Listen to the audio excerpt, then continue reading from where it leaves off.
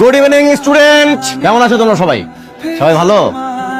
আরে সিনিয়র ভাই, আসসালামু আলাইকুম। কেমন আছেন আপনি? আমি তো ভাবতেই পারি না যে আপনি এখানে আছেন। আমি ভাবছি আপনি লজ্জা পেয়ে রিটেক টিটেক নিয়ে গ্রাজুয়েশন কমপ্লিট করে ভার্সিটি ছেড়ে দিচ্ছেন, কিন্তু আপনি তো তা যাবেন না, কারণ আপনি তো বেহায়া। তোমাদের সাথে পরিচয় করে দিই, তোমাদের সবার সিনিয়র, তোমাদের কি মনে হয় আমারও সিনিয়র হবে, কে কে দেখতে জানি না। তো তোমাদের সিনিয়র ভাই হচ্ছে আরমান ভাই। ওনার সাথে যারা ছিলেন তারা গ্রাজুয়েশন কমপ্লিট করে মাস্টার্স শেষ করে বিয়ে শাদী করে বাচ্চা কাচ্চা নিয়ে সেটেল।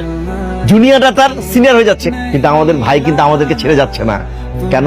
ভালোবাসা। সে যে আমাদের প্রতি ভালোবাসা দেখিয়েছে, আমরা কি পিছিয়ে থাকবো? আমরাও পিছিয়ে থাকবো না, আমরাও তার ভালোবাসার প্রতিদান দিব। কিভাবে দিব? আমি হেড অফ ডিপার্টমেন্টের সাথে কথা বলবো, আমরা নতুন একটা ডিপার্টমেন্টের ব্যবস্থা করবো। সেই ডিপার্টমেন্টের বিষয়বস্তু কি হবে? যে বিষয়ে আমাদের আরমান সাহেব পারদর্শী, যে সে কিসের উপরে পারদর্শী, সেটা হচ্ছে গ্যাঞ্জাম, মারামারি, বদমাশি। এইটার আয়োজন করতে পারি, তাহলে আমি নির্ঘাত যে সে পাস করবে। কি হয়েছে, তোরা হাসতেছিস কেন? কিছু না, ফাজলামোর না একটা লিমিট থাকে, ঠিক আছে?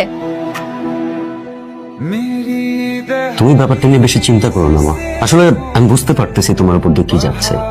We are really very sorry for that. আসলে এমন একটা ব্যাপার ঘটে গেল। তুমি নির্ভয়ে বলতে পারো মা। তোমার কি কাউকে সন্দেহ হয়? তুমি বলো আমাকে, আমি কঠিন শাস্তি দেবো। তুমি নির্ভয়ে বলো। আরমান, তোমার ঘরে মা বোন নেই, তুমি কি করে পারলে এরকম একটা কাজ করতে? স্যার, আপনি কোনো প্রুফ ছাড়া আমাকে চার্জ করতে পারেন না। রাখো তোমার প্রুফ। একটা মেয়ে আননেসেসারি তোমার সঙ্গে মিথ্যা কথা বলবে? স্যার, বলতে পারে মিথ্যা। আই ডোন্ট নো, আমি এতটুকু জানি আমি মিথ্যা বলছি। একটা থাপ্পড় দিয়ে তোমার সব কটা দাঁত ফেলে দিতে ইচ্ছে করছে।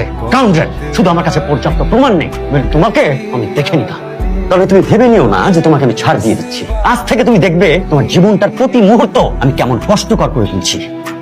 You are suspended for next